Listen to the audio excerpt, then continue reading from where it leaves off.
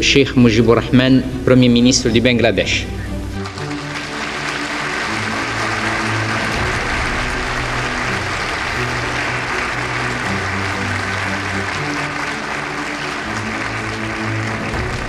The Assembly will now hear an address by His Excellency Muhammad Yunus, Chief Advisor of the Interim Government of the People's Republic of Bangladesh. I request protocol to escort His Excellency and invite him to address the Assembly.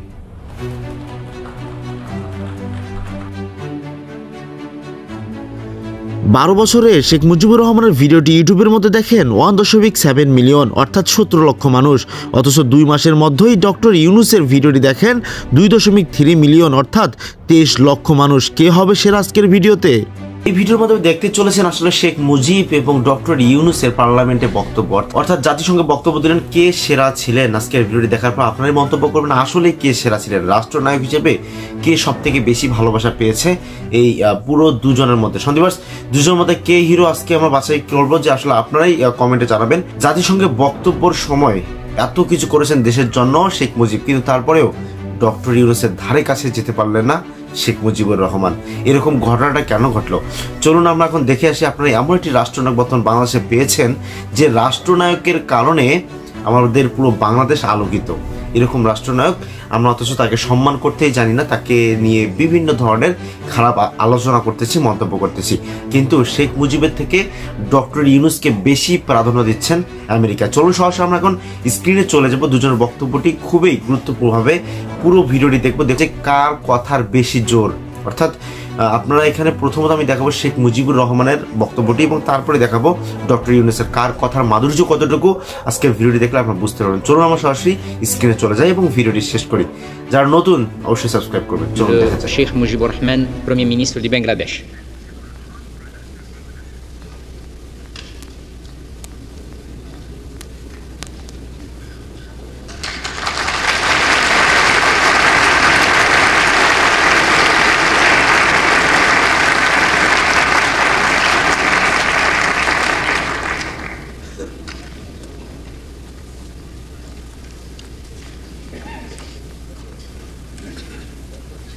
Mr. President,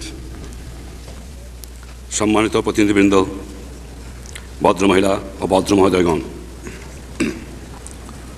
আজ এই মহান পরিষদে আপনাদের সামনে দুটো কথা বলার সুযোগ পেয়ে আমি নিজকে ভাগ্যবান মনে করছি। মানব জাতির এই পার্লামেন্টে বাংলাদেশের ৬৭ কোটি মানুষ প্রতিনিধিত্ব লাভ করায় আপনাদের মধ্যে যে গভীর সন্তোষভাব আমি লক্ষ্য করেছি, আমিও তার অংশীদার। বাঙালি জাতির জন্য এটা এক ঐতিহাসিক মুহূর্ত, কারণ তার আত্মনিয়ন্ত্রণের অধিকার অর্জনের সংগ্রাম আজ বিরাট সাফল্য দ্বারা চিহ্নিত। একটি স্বাধীন দেশের স্বাধীন নাগরিক হিসাবে মুক্ত সম্মানজনক জীবনযাপনের অধিকার অর্জনের জন্য বাঙালি জাতি বহু শতাব্দী ধরে সংগ্রাম চালিয়ে এসেছে। তারা চেয়েছে বিশ্বের সকল জাতির সঙ্গে শান্তি ও সৌহার্দ্যের মধ্যে বসবাস করতে। জাতিসংঘ সনদে যে মহান আদর্শের কথা বলা হয়েছে তা আমাদের জনগণের আদর্শ, এবং এই আদর্শের জন্য তারা চরম ত্যাগ স্বীকার করেছেন। এমন এক বিশ্ব ব্যবস্থা গঠনে বাঙালি জাতি উৎসর্গীকৃত, যে ব্যবস্থায় সকল মানুষের শান্তি ও ন্যায় বিচার লাভের আকাঙ্ক্ষা প্রতিপ্ত হবে। এবং আমি জানি আমাদের এই প্রতিজ্ঞা গ্রহণের মধ্যে আমাদের লাখো লাখো শহীদের বিদেয়ী আত্মায় তৃপ্ত নিহিত রয়েছে। আমাদের জন্য বিশেষ সৌভাগ্যের কথা, বাংলাদেশ বিরাট চ্যালেঞ্জ মোকাবেলা করার কাজে যেসব দেশ ও জাতি বাংলাদেশকে সাহায্য করেছেন, আমি তাদেরও আমার আন্তরিক ধন্যবাদ জানাই। জাতিসংঘে আমাদের আসন গ্রহণকে যারা অভিনন্দন জানিয়েছেন, আমি তাদেরও বাংলাদেশের জনসাধারণের আন্তরিক ধন্যবাদ পৌঁছে দিচ্ছি। সে প্রতিশ্রুতি অধিকার অর্জনের জন্য এশিয়া, আফ্রিকা ও ল্যাটিন আমেরিকায় লাখো লাখো ইসলামীকে আত্মদিতে হয়েছে। এই সংগ্রাম এখনও চলছে। গায়ের জোরে বেআইনিভাবে এলাকা দখল, জনগণের ন্যায়সঙ্গত অধিকারকে নস্যাৎ করার কাজে শক্তির ব্যবহার, বর্ণ বৈষম্যের বিরুদ্ধে চলেছে জবর দখলকারীদের সম্পূর্ণ উচ্ছেদের জন্য প্যালেস্টাইনের জনগণের ন্যায়সঙ্গত জাতীয় অধিকার এখনও অর্জিত হয় নাই। উপনিবেশবাদ উচ্ছেদের প্রক্রিয়া ত্বরান্বিত হলেও চূড়ান্ত লক্ষ্যে এখনও পৌঁছেনি। একথা আফ্রিকার জন্য আরও বিশেষভাবে সত্য। সেখানে জিম্বাবুয়ে ও নামিবিয়ার জনগণ স্বাধীনতা ও জাতীয় মুক্তির চূড়ান্ত সংগ্রামে এখনও ব্যাপৃত। ন্যূনতম নিশ্চয়তা লাভ করবে। সম্প্রতি গোটা বিশ্বে যে অর্থনৈতিক বিপর্যয় দেখা দিয়েছে তার পরিপ্রেক্ষিতে একটি ন্যায়সঙ্গত ও আন্তর্জাতিক অর্থনৈতিক ব্যবস্থা গড়ে তোলার কাজে আমাদের আরও ত্বরিত ব্যবস্থা গ্রহণ করা উচিত। এ বছরের গোড়ার দিকে অনুষ্ঠিত এই পরিষদের বিশেষ অধিবেশনে বিশ্বের বর্তমান গুরুতর অর্থনৈতিক অবস্থা সম্পর্কে আলোচনা হয়েছে। আমি এমন একটি দেশের পক্ষ থেকে কথা বলছি যে দেশটি বর্তমানে অর্থনৈতিক দুর্যোগের ক্ষতিগ্রস্ত দেশগুলির তালিকার শীর্ষস্থানে রয়েছে। এই ক্ষতি কতটা গুরুতর আমি সে সম্পর্কে কিছুটা আলোকপাত করতে চাই। যুদ্ধের ধ্বংসস্তূপের উপরই বাংলাদেশের জন্ম হয়েছিল। তারপর থেকে একের পর এক প্রাকৃতিক বিপর্যয়ে আমরা সম্মুখীন হয়েছি। সর্বশেষ এবারে নজিরবিহীন বন্যা। সাম্প্রতিক বন্যার বিপর্যয় কাটিয়ে ওঠার উদ্দেশ্যে বাংলাদেশের প্রতি সাহায্যের হাত বাড়িয়ে দেওয়ার ব্যাপারে সক্রিয় ব্যবস্থা গ্রহণ করার জন্য আমরা জাতিসংঘ, সংশ্লিষ্ট সংস্থাসমূহ ও সেক্রেটারি জেনারেলের কাছে কৃতজ্ঞ। আলজেরিয়ার প্রেসিডেন্ট বুমেদিন, পররাষ্ট্রমন্ত্রী বুতেফলিকা বাংলাদেশের সাহায্যে এগিয়ে আসার জন্য জোট নিরপেক্ষ দেশসমূহের প্রতি আবেদন জানিয়েছেন। বন্ধু দেশসমূহ মানব কল্যাণ সংস্থাগুলোর কাছ থেকেও এ ব্যাপারে ভালোই সাড়া পাওয়া যাচ্ছে। প্রাকৃতিক বিপর্যয় বাংলাদেশের অর্থনৈতিক অগ্রগতি শুধু প্রতিহত করেনি, দেশে প্রায় দুর্ভিক্ষ অবস্থার সৃষ্টি হয়েছে। একই সময় বিশ্বব্যাপী মুদ্রাস্ফীতির অর্থ আমাদের মতো একটি দেশের জন্য দায় পরিশোধের ক্ষেত্রে $1 কোটি ঘাটতি সৃষ্টি হয়েছে। জনসাধারণের জীবন ধারণের মান নিছক বেঁচে থাকার পর্যায় থেকেও নিচে নেমে গেছে। মাথাপিছু যাদের বার্ষিক আয় $100 কম, তাদের অবস্থা আরও শোচনীয়। বিশ্ব স্বাস্থ্য সংস্থার হিসাব অনুযায়ী বেঁচে থাকার জন্য ন্যূনতম খাদ্য প্রয়োজন, তারও কম খাদ্যকে যারা দিন বেঁচে রয়েছে এখন তারা সম্পূর্ণ অনাহারে দিন কাটাচ্ছে। আরও দরিদ্র অভাবী দেশগুলির ভবিষ্যৎ সম্পর্কে যে আভাস দেওয়া হয়েছে তা অত্যন্ত হতাশাজনক।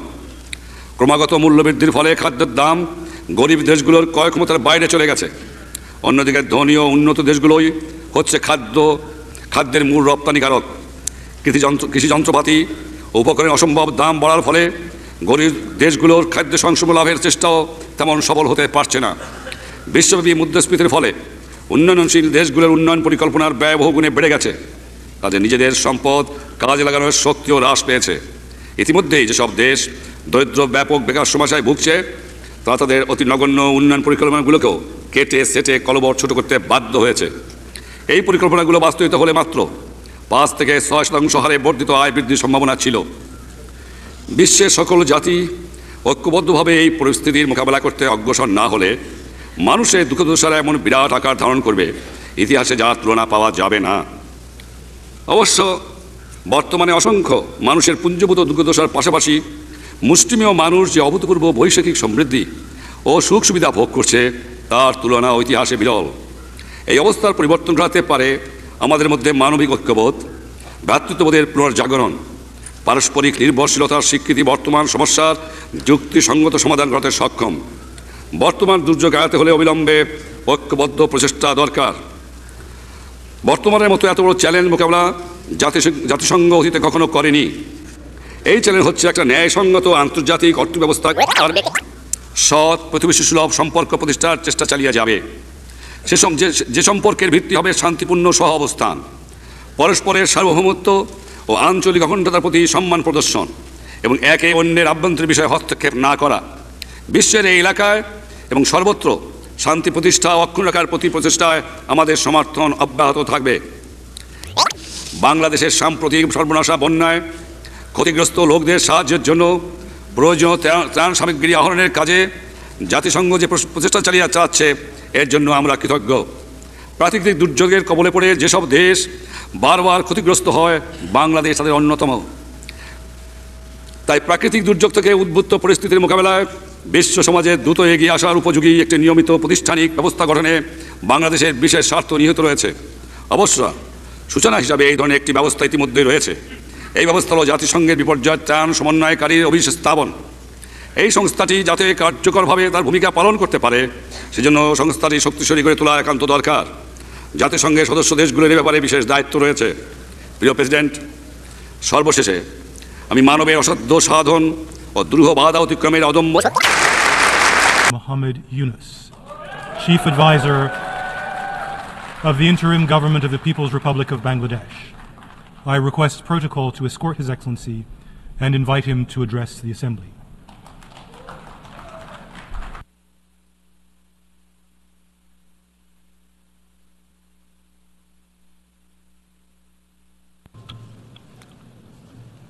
বিসমিল্লাহির রহমানির রহিম। বাংলাদেশ বিশ্বাস করে যে এই সম্মেলনের অর্জন বৈশ্বিক সমৃদ্ধি অর্জনের জন্য আমাদের সবার অভিপ্রায় ও সহযোগিতা কাঠামো প্রণয়নে দিক নির্দেশক হিসেবে কাজ করবে। এই জুলাই আগস্ট মাসে বাংলাদেশে যে যুগান্তকারী পরিবর্তন সংঘটিত হয়েছে তার প্রেক্ষিতেই আজ আমি বিশ্ব সম্প্রদায়ের এই মহান সংসদে উপস্থিত হতে পেরেছি। আমাদের গণমানুষের, বিশেষ করে তরুণ সমাজের অফুরন্ত শক্তি আমাদের বিদ্যমান রাষ্ট্র কাঠামো ও প্রাতিষ্ঠানিক আয়োজনগুলো আমূল রূপান্তরের এক নতুন সম্ভাবনার দ্বার উন্মোচন করেছে। আমাদের ছাত্র ও যুব সমাজের আন্দোলন প্রথম দিকে মূলত ছিল বৈষম্য বিরোধী আন্দোলন, পর্যায়ক্রমে তা গণ আন্দোলনের রূপ নিয়েছে।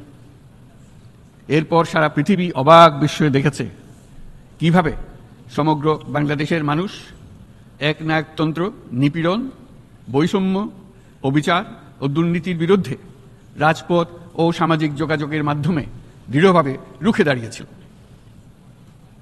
আমাদের ছাত্র জনতা তাদের অদম্য সংকল্প ও প্রত্যয়ের মাধ্যমে একটি স্বৈরাচারী ও অগণতান্ত্রিক শাসন ব্যবস্থা থেকে আমাদের মুক্তি এনে দিয়েছে।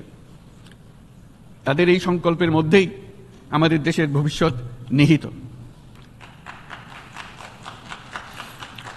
যা এই দেশকে বিশ্ব সম্প্রদায়ের মাঝে একটি দায়িত্বশীল জাতির মর্যাদায় উন্নত করবে বলে আমি বিশ্বাস করি। এই গণ আন্দোলন রাজনৈতিক অধিকার ও উন্নয়নের সুবিধাবঞ্চিত বাংলাদেশের আপামর জনসাধারণকে ঐক্যবদ্ধ করেছে। বাংলাদেশের মানুষ উন্নয়ন কর্মকাণ্ডকে অন্তর্ভুক্তিমূলক অংশীদারিত্ব রূপে দেখতে চেয়েছিল। আমাদের জনগণ একটা ন্যায্য, অন্তর্ভুক্তিমূলক ও কার্যকর গণতন্ত্রের জন্য লড়াই করেছে, যার জন্য আমাদের নতুন প্রজন্ম জীবন উৎসর্গ করেছে। আমাদের এই তরুণীরা যে প্রজ্ঞা, সাহস ও প্রত্যয় দেখিয়েছে তা আমাদের অভিভূত করেছে, সারা বিশ্ববাসীকে অভিভূত করেছে। বন্দুকের গুলি উপেক্ষা করে বুক পেতে দাঁড়িয়ে গিয়েছিল আমাদের এই তরুণরা। অবৈধ রাষ্ট্র ক্ষমতার বিরুদ্ধে প্রবলভাবে সোচ্চার হয়েছিল আমাদের তরুণ তরুণীরা, স্কুল পড়ুয়া কিশোর কিশোরীরা। তারা নিঃসঙ্গ চিত্তে উৎসর্গ করেছিল তাদের জীবন। শত শত মানুষ চিরতরে হারিয়েছে তাদের দৃষ্টিশক্তি। আমাদের মায়েরা, দিনমজুরিরা ও শহরের অগণিত মানুষ তাদের সন্তানদের কাঁধে কাঁধ মিলিয়ে নেমেছিল রাজপথে। তপ্ত রোদ, বৃষ্টি, মৃত্যু ভয়কে তোয়াক্কা না করে তারা সত্য ও ন্যায়সঙ্গত আকাঙ্ক্ষার বিরুদ্ধে দীর্ঘকালব্যাপী রাষ্ট্রযন্ত্রকে পরিচালনা করার অশুভ ষড়যন্ত্রকে পরাভূত করেছিল। জনগণের এই আন্দোলনে আমাদের জানামতে প্রায় 800-এরও বেশি জীবন আমরা হারিয়েছি স্বৈরাচারী শক্তির হাতে। উদারনীতি, বহুত্ববাদ ও ধর্মনিরপেক্ষতার উপর মানুষের গভীর বিশ্বাস থেকেই বাংলাদেশ রাষ্ট্রের অভ্যুদয় হয়েছিল। 1971 সালে যে মূল্যবোধকে বুকে ধারণ করে আমাদের গণমানুষ যুদ্ধ করেছিল, সেই মূল্যবোধকে বহু বছর পরে আবার জেনারেশন জি, যে প্রজন্ম জি, নতুনভাবে আমাদেরকে দেখতে শিখিয়েছে। এরকমটি আমরা দেখেছিলাম 1952 সালের ভাষা আন্দোলনে, বাংলাকে মাতৃভাষা হিসেবে প্রতিষ্ঠার সময়। বাংলাদেশের এই অভ্যুত্থান আগামী দিনগুলোতে বিশ্বের বিভিন্ন প্রান্তে মানুষকে মুক্তি ও ন্যায় বিচারের পক্ষে দাঁড়াতে প্রেরণা যোগাবে। আমাদের মুক্তি ও গণতান্ত্রিক আকাঙ্ক্ষাকে বাস্তবে রূপ দিতে আমি তাই আজ বিশ্ব সম্প্রদায়কে আমাদের নতুন বাংলাদেশের সঙ্গে সম্পৃক্ত হওয়ার উদাত্ত আহ্বান জানাচ্ছি। মাননীয় সভাপতি, যে রাষ্ট্র কাঠামো দুঃসহ হয়ে গেছে তার পুনর্গঠনের জন্য আমাদের তরুণরা, দেশের আপামর জনসাধারণ একমত হয়ে আমার এবং আমার উপদেষ্টা পরিষদের উপর আস্থা রেখে সরকার পরিচালনার এক মহান দায়িত্ব আমাদের উপর ন্যস্ত করেছে। এই দায়িত্ব গ্রহণের পর আমরা গভীর বিস্ময় ও হতাশার সঙ্গে মুখোমুখিভাবে দেখতে পাচ্ছি কিভাবে সর্বগ্রাসী দুর্নীতি একটি কার্যকর গণতান্ত্রিক ব্যবস্থাকে ধ্বংসস্তূপে পরিণত করেছে, কিভাবে রাষ্ট্রের মূল প্রতিষ্ঠানগুলিকে নির্মমভাবে দলীয়করণের আবর্তে বন্দী করে রাখা হয়েছিল, কিভাবে জনগণের অর্থকে লুটপাট করা হয়েছিল, কিভাবে একটি বিশেষ স্বার্থান্বেষী গোষ্ঠী সমস্ত ব্যবসা বাণিজ্যকে অন্যায়ভাবে নিজেদের হাতে কুক্ষিগত করে দেশের সম্পদ অবাধে বিদেশে পাচার করে দিয়েছে। এক কথায়, কিভাবে প্রত্যেকটি পর্যায়ে ন্যায়, নীতি ও নৈতিকতা অদৃশ্য হয়ে গিয়েছিল। এরকম এক অবস্থার দেশকে পুনর্গঠন এবং জনগণের কাঙ্ক্ষিত রাষ্ট্র ব্যবস্থা প্রতিষ্ঠিত করার জন্য আমাদের উপর দায়িত্ব প্রদান করা হয়েছে। অতীতের ভুলগুলোকে সংশোধন করে একটা প্রতিযোগিতামূলক ও শক্তিশালী অর্থনীতি এবং ন্যায়ভিত্তিক সমাজ ব্যবস্থা গড়ে তোলাই এই মুহূর্তে আমাদের মূল লক্ষ্য। বর্তমান পরিবর্তিত পরিস্থিতিতে সকল রাজনৈতিক দল এখন স্বাধীনভাবে তাদের মতামত প্রকাশ করতে পারছে। যে সব ব্যক্তি বা প্রতিষ্ঠান রাষ্ট্রীয় কাজ ও সিদ্ধান্ত গ্রহণ করার প্রক্রিয়ায় সম্পৃক্ত, তাদের প্রত্যেকের জবাবদিহিতা নিশ্চিত করাই আমাদের অগ্রাধিকার। আমরা মানুষের মৌলিক অধিকারকে সমুন্নত ও সুরক্ষিত রাখতে দৃঢ় প্রতিজ্ঞ। আমাদের দেশের মানুষ মুক্তভাবে কথা বলবে, ভয়ভীতি ছাড়া সমাবেশ করবে, তাদের পছন্দের ব্যক্তিকে ভোট দিয়ে নির্বাচিত করবে, এটাই জাতির আকাঙ্ক্ষা এবং এটাই আমাদের লক্ষ্য। বিচার বিভাগের স্বাধীনতা সংরক্ষণ ও সাইবার ডোমেন সহ গণমাধ্যমের স্বাধীনতা সুসংহতকরণে আমরা প্রতিজ্ঞাবদ্ধ। আমাদের একজন কৃষক বা একজন শ্রমিকের সন্তানও যেন সমাজের সর্বোচ্চ শিখরে পৌঁছতে পারে, সেই লক্ষ্যে বিশালকার অবকাঠামো নির্মাণের বদলে স্বাস্থ্য ও শিক্ষা খাতে বরাদ্দ বৃদ্ধির আমরা গুরুত্ব আরোপ করছি। রাষ্ট্র ব্যবস্থার সকল পর্যায়ে সুশাসন ফিরিয়ে আনাই আমাদের অভীষ্ট। বাংলাদেশে যেসব আন্তর্জাতিক, আঞ্চলিক এবং দ্বিপাক্ষিক চুক্তির পক্ষভুক্ত, সেগুলো প্রতিপালনে আমাদের সরকার বদ্ধপরিকর। জাতিসংঘ সহ বহুপাক্ষিক বিশ্ব কাঠামোতে বাংলাদেশের সক্রিয় অংশগ্রহণ ও অবদান অব্যাহত থাকবে। পারস্পরিক শ্রদ্ধাবোধ, মর্যাদা ও স্বার্থরক্ষণের ভিত্তিতে বাংলাদেশ বিশ্বের সকল রাষ্ট্রের সাথে বন্ধুত্বপূর্ণ সম্পর্ক বজায় রাখবে। মাননীয় সভাপতি, গত 7 সপ্তাহের মধ্যে আমাদের সরকার বিভিন্ন গুরুত্বপূর্ণ পদক্ষেপ গ্রহণ করেছে। আমাদের অনুরোধে সাড়া দিয়ে জাতিসংঘের মানবাধিকার বিষয়ক হাই কমিশনার বাংলাদেশের গণ আন্দোলনকালে সংগঠিত মানবাধিকার লঙ্ঘনের বিষয়ে বিস্তৃত অনুসন্ধান এবং এইসব বিষয়ে ঘটনার পুনরাবৃত্তি রোধে পরামর্শ প্রদানের জন্য একটা ফ্যাক্ট ফাইন্ডিং কমিশন গঠন এবং তার কাজ শুরু করার জন্য দ্রুত বাংলাদেশে পাঠিয়ে দিয়েছে। আমি তাকে বাংলাদেশের পক্ষ থেকে অশেষ ধন্যবাদ জানাচ্ছি। দায়িত্বভার গ্রহণের 2 সপ্তাহের মধ্যে আমরা গুম প্রতিরোধে যে আন্তর্জাতিক কনভেনশন রয়েছে তাতে যোগদান করেছি।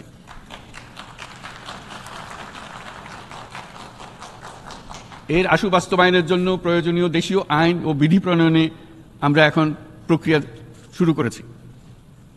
বাংলাদেশে গত 1.5 দশকে যে সমস্ত গুমের অভিযোগ রয়েছে সেগুলো তদন্ত করার জন্য একটি তদন্ত কমিশন এই মুহূর্তে কর্মরত আছে।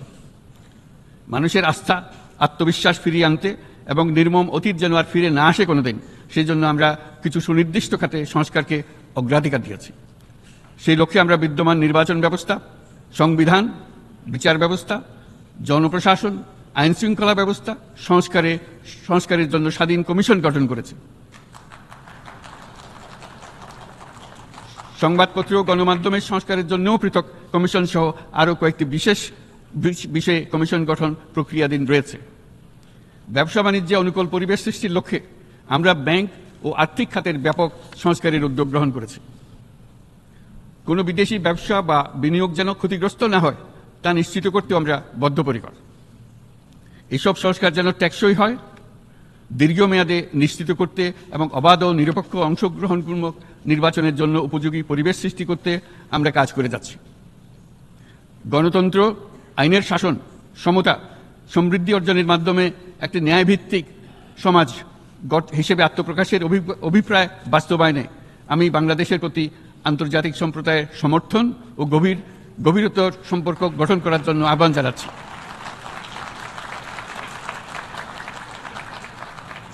মাননীয় সভাপতি, বাংলাদেশ মনে করে যে শান্তি রক্ষা ও সংঘাত মোকাবেলা জনগণের সমৃদ্ধি নিশ্চিত করার মূল চালিকা শক্তি। সাম্প্রতিক বিপ্লবকালে আমাদের ইতিহাসের সবচেয়ে কঠিনতম সময়ে জনগণের মুক্তির আকাঙ্ক্ষা পূরণে তাদের পাশে দৃঢ়ভাবে দাঁড়িয়ে আমাদের সাহসী সশস্ত্র বাহিনী সমূহ আরও একবার শান্তির প্রতি তাদের অঙ্গীকার প্রমাণ করেছে।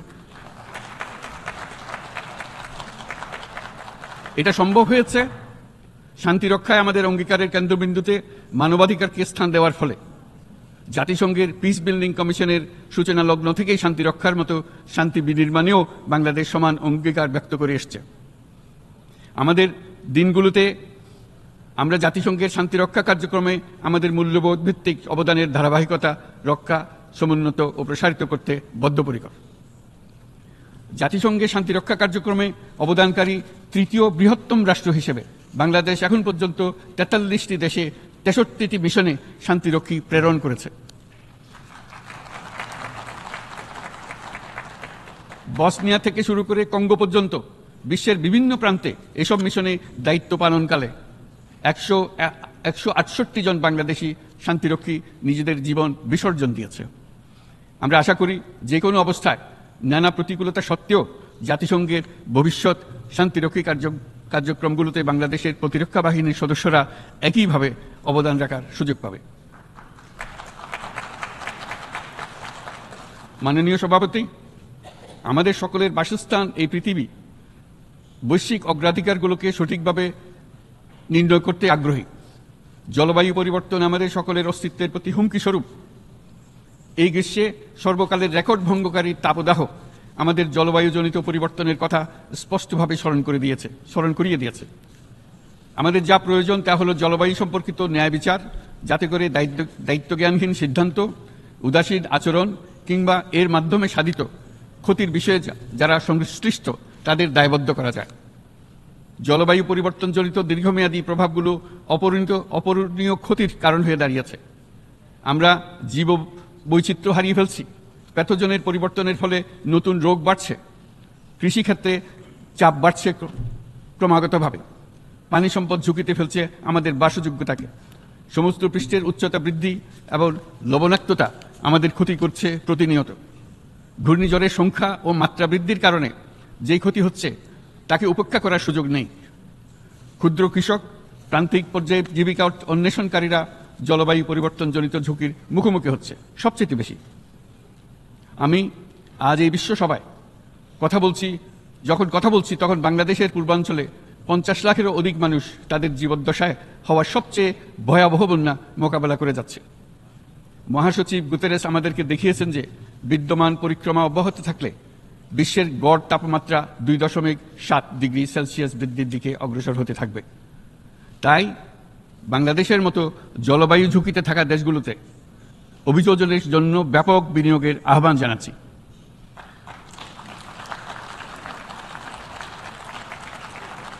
এছাড়াও উদ্ভাবনী শক্তির প্রয়োগ, অতিরিক্ত অর্থায়নের মাধ্যমে লস অ্যান্ড ড্যামেজ ফান্ডকে কার্যকর করা আমাদের জন্য অত্যন্ত গুরুত্বপূর্ণ।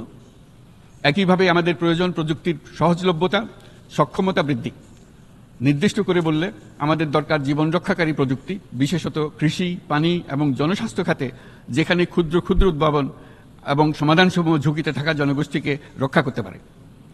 জলবায়ু সংকটের মোকাবেলা এবং বৈশ্বিক অর্থনীতি সুসংহতকরণে আমাদের যুগপতভাবে কাজ করতে হবে।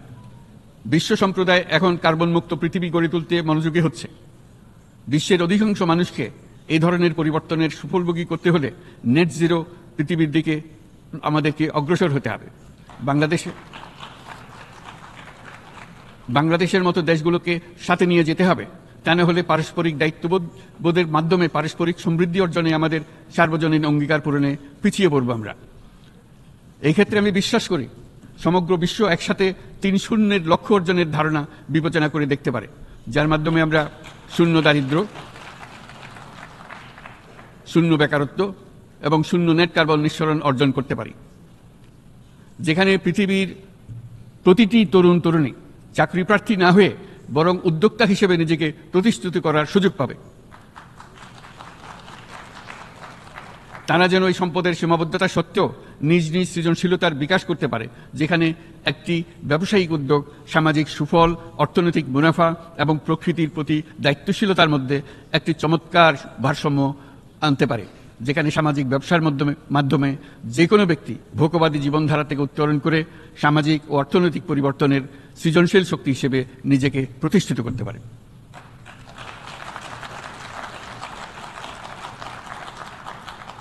এই সময়ে তাই প্রয়োজন উন্নত উন্নয়নশীল সকল দেশসমূহ এবং বিভিন্ন অংশীদারদের মধ্যে নতুন দৃষ্টিভঙ্গি, নতুন মূল্যবোধ এবং নতুন একতা। সামগ্রিকভাবে এই লক্ষ্য অর্জনে জাতিসংঘ ব্যবস্থা, জাতীয় আঞ্চলিক পর্যায়ে সরকারসমূহ, সকল ব্যবসা প্রতিষ্ঠান, বেসরকারি অংশীজন এবং দাতব্য সংস্থাগুলোকে একসঙ্গে কাজ করতে হবে। আমাদের অর্থনৈতিক কাঠামোতে সামাজিক ব্যবসাকে স্থান দিলেই নিচের অর্ধেকাংশ মানুষের জীবনে তা বিরাট পরিবর্তন আনতে পারে। এই পদক্ষেপ একই সঙ্গে জলবায়ুর ধ্বংসাত্মক গতিকে সফলভাবে রোধ করতে পারে এবং বাজার ব্যবস্থার মাধ্যমেই এই মীমাংসা হতে পারে। এ বিষয়ে আমি মহাসচিব গুতেরেসের বিশেষ দৃষ্টি আকর্ষণ করছি। মাননীয় সভাপতি, বহুমুখী সংকটে জর্জরিত বর্তমান বিশ্বে যুদ্ধ এবং সংঘাতের ফলে ব্যাপক ভিত্তিতে মানুষের অধিকার খর্ব হচ্ছে। বিশ্ববাসীর উদ্বেগ এবং নিন্দা সত্ত্বেও গাজায় গণহত্যা থামছে না।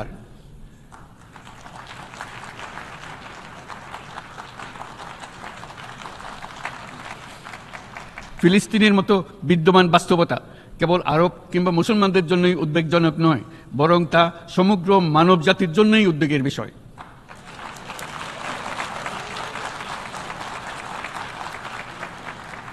একজন মানুষ হিসেবে প্রত্যেক ফিলিস্তিনির জীবন অমূল্য। ফিলিস্তিনের জনগণের বিরুদ্ধে যে মানবতা বিরোধী অপরাধ হচ্ছে তার জন্য সংশ্লিষ্ট সকলকে দায়বদ্ধ করতে হবে।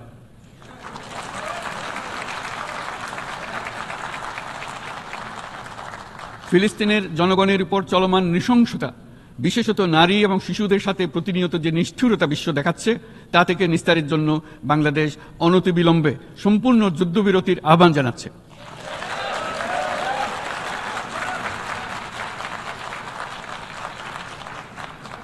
দ্বিরাষ্ট্রভিত্তিক সমাধানেই মধ্যপ্রাচ্যে টেকসই শান্তি আনতে পারবে। তাই জাতিসংঘ সহ আন্তর্জাতিক সম্প্রদায়ের সকলকে এর বাস্তবায়নের জন্য এখনই উদ্যোগ নিতে আহ্বান জানাচ্ছি।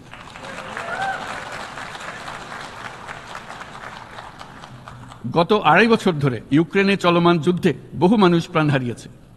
এই যুদ্ধের প্রভাব সর্বব্যাপী, এমনকি বাংলাদেশের অর্থনীতিতেও এর নেতিবাচক প্রভাব আমরা অনুভব করছি।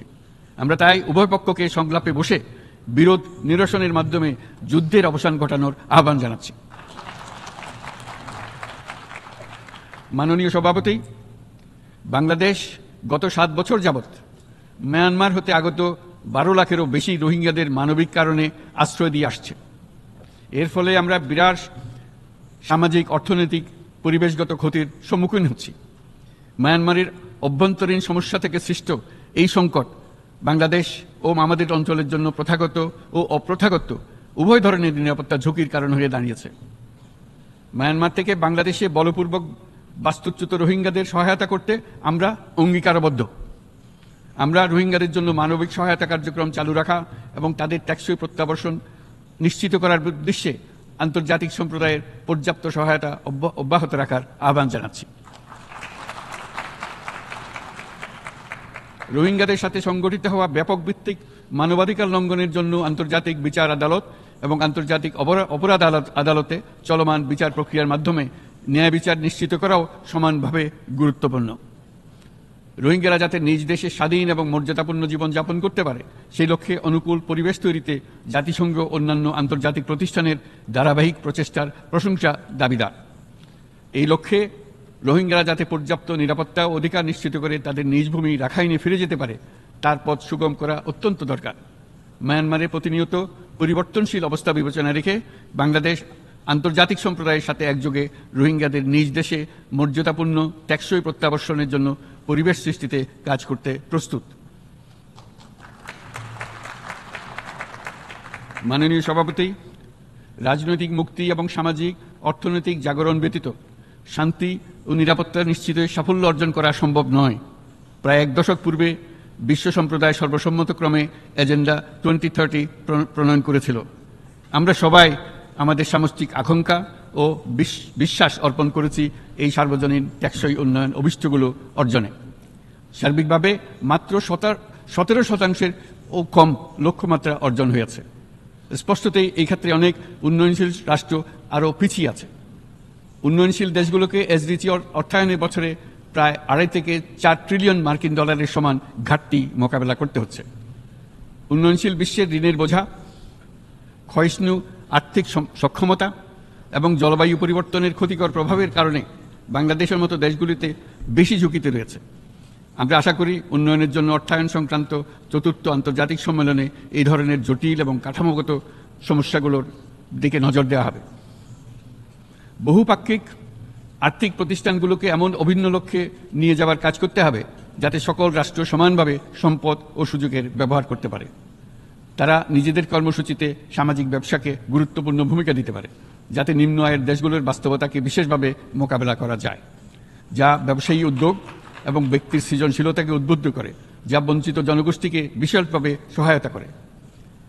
এই ক্ষেত্রে অবৈধ অর্থের প্রবাহ এবং উন্নয়নশীল দেশগুলো থেকে সম্পদ পাচার বন্ধ করা অত্যন্ত আবশ্যক। উন্নয়নশীল দেশগুলো থেকে পাচার হয়ে যাওয়া সম্পদ ফেরত আনার জন্য আন্তর্জাতিক সহযোগিতা জোরদার করতে হবে। আমরা আশা করি কর ফাঁকি রোধে আন্তর্জাতিক কর কনভেনশন অতি শীঘ্রই গৃহীত হবে। মাননীয় সভাপতি, আমরা যে নিবিড়ভাবে সংযুক্ত বিশ্বে বসবাস করছি, সেখানে অভিবাসন এবং মানুষের অবাধ প্রবাহ এক অলঙ্ঘনীয় বাস্তবতা। বাংলাদেশি নাগরিকরা প্রতিনিয়ত বিভিন্ন দেশে অভিবাসী হিসেবে যাচ্ছেন। তারা বিভিন্ন দেশে তাদের কর্মসংস্থানের সন্ধানে আছেন। বিশ্বের বিভিন্ন প্রান্তে এই মুহূর্তে প্রায় 1.5 কোটি প্রবাসী বাংলাদেশি আছেন। সকলের জন্য অভিবাসনের উপযোগিতা নিশ্চিত করতে বিশ্ব সমাজকে নিরাপদ, সুশৃঙ্খল এবং নিয়মিত মর্যাদাপূর্ণ অভিবাসনের পথ সুগম করতে হবে। আন্তর্জাতিক সম্প্রদায়কে অভিবাসীদের মানবাধিকার এবং তাদের প্রতি মানবিক আচরণ নিশ্চিত করতে হবে। অভিবাসনের উপর 2018 সালে যে গ্লোবাল কম্প্যাক্ট অন মাইগ্রেশন গৃহীত হয়েছে, তার পূর্ণ বাস্তবায়নে বাংলাদেশ প্রতিশ্রুতিবদ্ধ এবং একই সাথে অনিরাপদ অভিবাসন রোধেও আমরা বদ্ধপরিকর।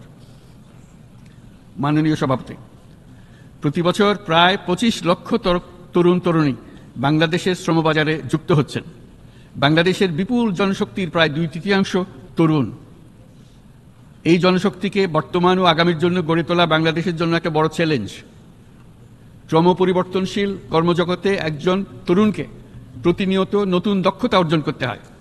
এই কর্মপরিবেশের সাথে মানিয়ে নেওয়া শিখতে হয়। এই জন্য বাংলাদেশ যখন মধ্যম আয়ের দেশ হিসেবে উন্নতি হচ্ছে, তখন আমরা শিক্ষা এবং প্রযুক্তিগত সহায়তা লাভের উপর বিশেষ জোর দিচ্ছি। এবার কৃত্রিম বুদ্ধিমত্তার বিষয়ে আসি। কৃত্রিম বুদ্ধিমত্তার অভাবনীয় বিকাশ এবং এর বহুমাত্রিক প্রয়োগে বাংলাদেশ বিশেষভাবে আগ্রহী। আমাদের তরুণ সমাজ জেনারেটিভ আর্টিফিশিয়াল ইন্টেলিজেন্সের সম্ভাবনা নিয়ে উচ্ছ্বসিত। একজন বিশ্ব নাগরিক হিসেবে তারাও চায় নতুন পৃথিবীতে নিয়োজিত হতে, কর্মক্ষম হিসেবে নিজেকে গড়ে তুলতে।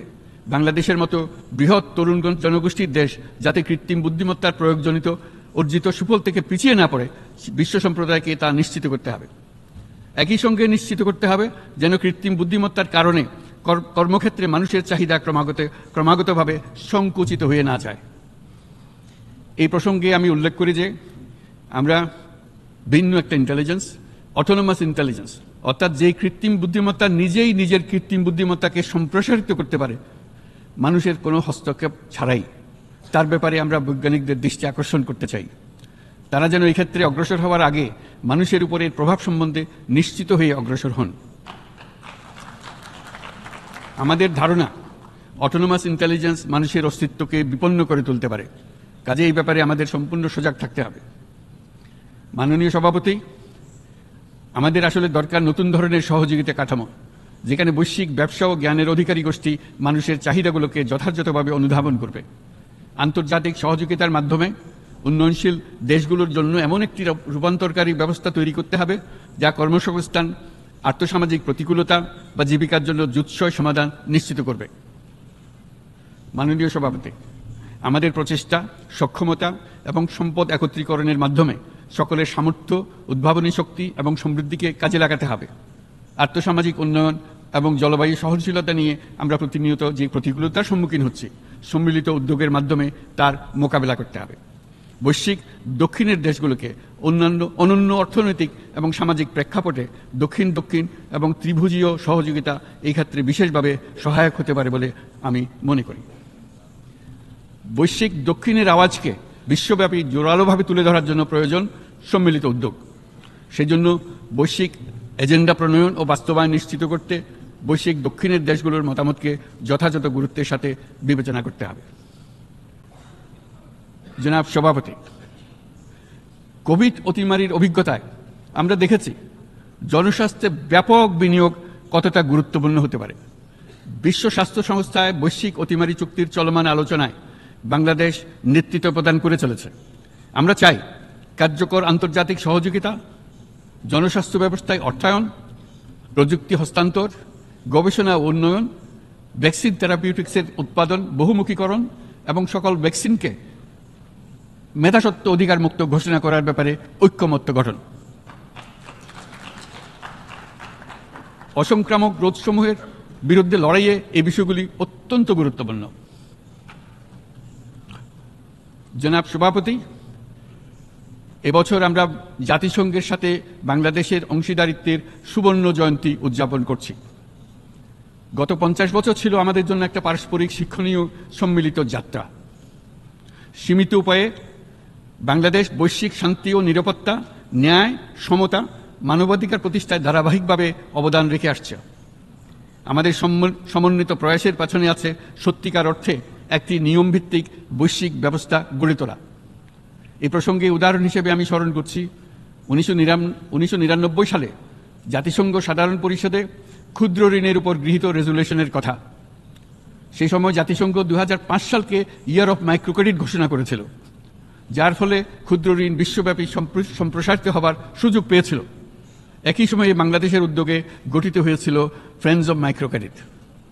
2001 সাল থেকে সাধারণ পরিষদে কালচার অফ পিস সংক্রান্ত বাৎসরিক যে রেজলিউশন গৃহীত হয়ে আসছে, বা নিরাপত্তা পরিষদে নারী, শান্তি ও নিরাপত্তা সংক্রান্ত যে 1325 নম্বর রেজলিউশন গৃহীত হয়েছিল, তা বাংলাদেশের বিশ্বজনীন উদ্যোগগুলোর প্রতিফলন এবং অবদান। মাননীয় সভাপতি, আজ এই মহান বিশ্বসভায় বিশ্ব নেতৃবৃন্দের উপস্থিতিতে প্রতিধ্বনিত হচ্ছে শান্তি, নিরাপত্তা, ন্যায় বিচার প্রতিষ্ঠা এবং সম্পদের সুষম বন্টনের মাধ্যমে সকলের অন্তর্ভুক্তি নিশ্চিত করার আহ্বান। সদস্য রাষ্ট্র হিসেবে আমাদের প্রত্যেককে আজ গভীরভাবে অনুধাবন করতে হবে কিভাবে আমরা নারী, পুরুষ সকলের জন্য ও আগামীর দিনগুলোতে উদ্যোক্তা হবার সমান সুযোগ সৃষ্টি এবং তাদের ক্ষমতায়ন নিশ্চিত করতে পারি। সকল বৈশ্বিক সমস্যার সমাধানের জন্য আমাদের সবার হাতে যথেষ্ট সক্ষমতা, সম্পদ এবং উপায় রয়েছে। আসুন আমরা জাতীয় বা আন্তর্জাতিক যেসব প্রতিশ্রুতি দিয়েছি তা বাস্তবায়ন করি এবং অর্থনৈতিক ক্ষেত্রে সামাজিক ব্যবসার ধারণা প্রতিষ্ঠিত করে সকল প্রকার বৈষম্য ও অসমতার অবসানে ঐক্যবদ্ধভাবে আমরা কাজ করি। বাংলাদেশের তরুণরা প্রমাণ করেছে যে মানুষের স্বাধীনতা, মর্যাদা ও অধিকার সমুন্নত রাখার অভিপ্রায় কোনো উচ্চাভিলাষ নয়, বরং এটা সকলের নিশ্চিত প্রাপ্য। আজ এই মহান সমাবেশে আপনাদের উপস্থিতিতে শান্তি, সমৃদ্ধি ও ন্যায় বিচার নিশ্চিত করতে আন্তর্জাতিক, আঞ্চলিক এবং জাতীয় পর্যায়ে বাংলাদেশে তার ভূমিকাকে ক্রমাগতভাবে জোরদার করার নিশ্চয়তা দিচ্ছে। আজ আপনাদের সবাইকে শুভেচ্ছা জানাচ্ছি, ধন্যবাদ জানাচ্ছি।